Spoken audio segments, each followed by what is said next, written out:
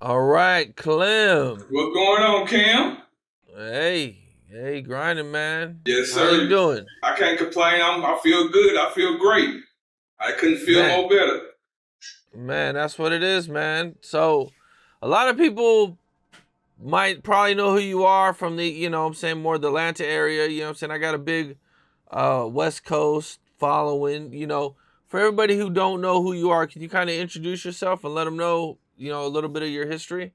A little bit of my history. I come from Indianapolis, Indiana, the Midwest. I grew up on 42nd in Carrollton, 40th in Carrollton area, kind of like the midtown of the city.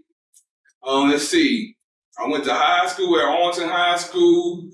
And I moved to Atlanta like in 2001, 2002 with my cousin, Coach K, Kevin Lee. That's my first cousin. That I think he runs QC with QCP. So that's how I even got to Atlanta to get with Jeezy. Okay, so, right. So you were Jeezy's right hand man for I think about 15, 16 years. Yep, right hand man, as he would call it, his little brother. You know what I'm saying? But yeah, yep. Okay. We lived together for years. If anybody in Atlanta know about the CTE, when they seen Jeezy, they seen Clem. You know what I'm saying? So I was everything to him that you could be.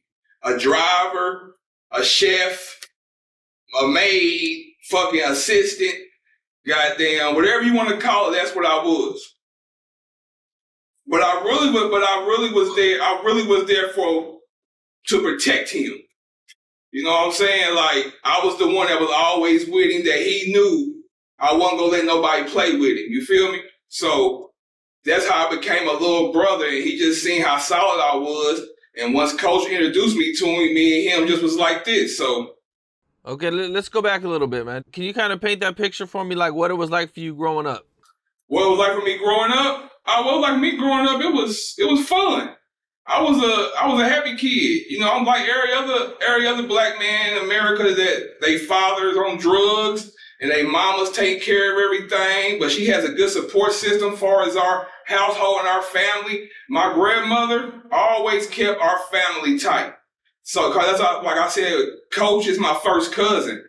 We always lived in the same house together. My grandma always kept a big enough house to have her whole family in there. So we grew up close. I always grew up wanting to be like Coach.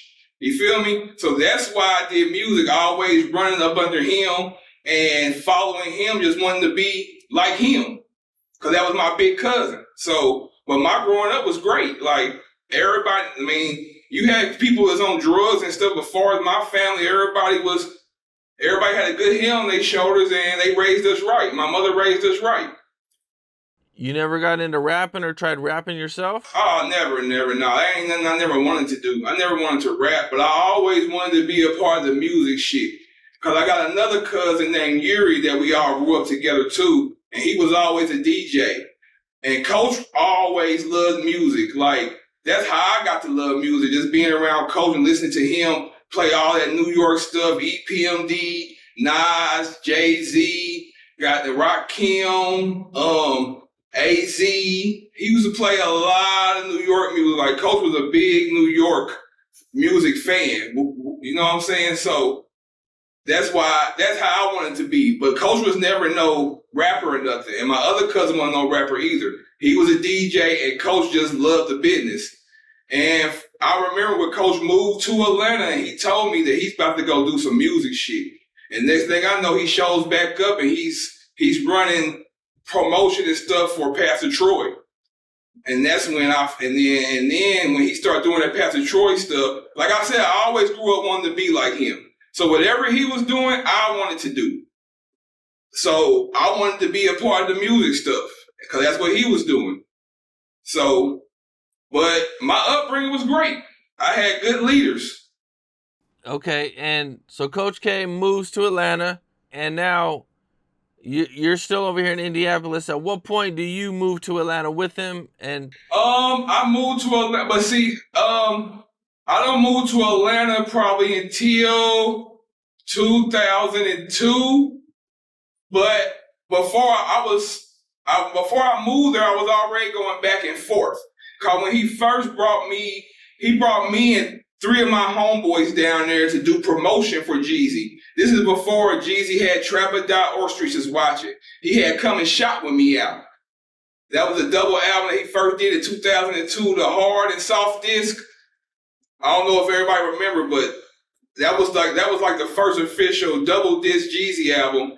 That's when I met him in 2002 when Coach brought me down there to meet him so we could do promotions for him.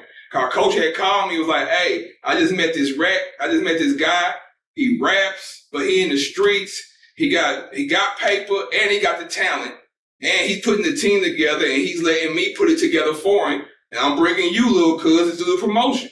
So when he did that, I think we came for our All-Star Weekend in Atlanta. That's what Jeezy had a show at the Bounce, the old Bounce on Bankhead.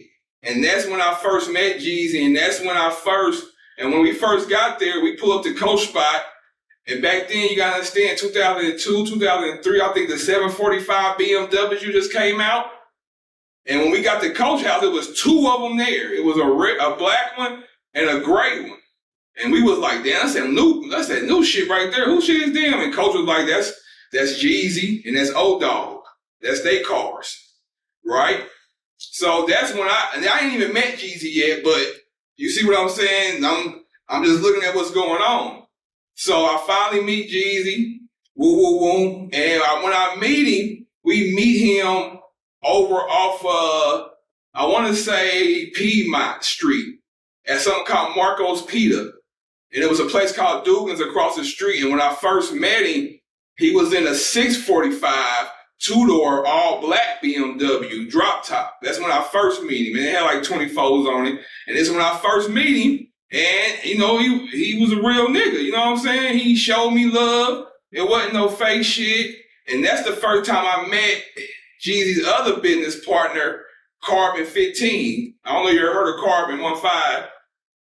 But that's when I first met him. Yeah. But they were still in the streets right now. It wasn't no rapping going on. It was rapping going on, but it was street shit going on. Cause after I first met Jeezy and I got there, when I first met him and I got there, I haven't moved there yet. We would just come do promotions for him. And I got locked up that weekend too because I was riding around in his Come and Shop with Me van. He had a rap van that had Come and Shop with Me on it. And the police, and they had just put a warning up, you can't do no more sniping with the posters. So they had ran up on us and locked us up because I had a gun in the car. So that's when I caught my first pistol charge in Atlanta. And I was just visiting. You know what they said, you come and visit, leave on probation? That shit was true. Shit. Come on vacation, leave on probation. Yeah, that shit was true. I can't even lie. What's up? This is Cam Capone. We got more content like this coming soon. So hit that like button, subscribe, and stay locked in to Cam Capone News.